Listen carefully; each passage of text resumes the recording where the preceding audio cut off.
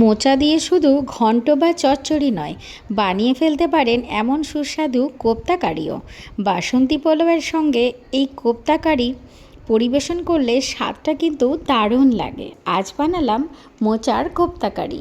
প্রথমে মোচা ছাড়িয়ে বেছে একদম মিহি করে কুচি করে নিলাম।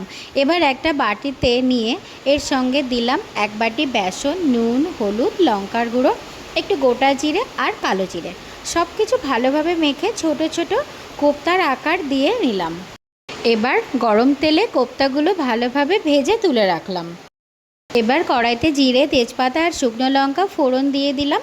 এরপর দিলাম আদা আর টমেটোর পেস্ট, একটু নেড়ে চেড়ে দিয়ে দিলাম নুন, হলুদ আর লঙ্কার গুঁড়ো।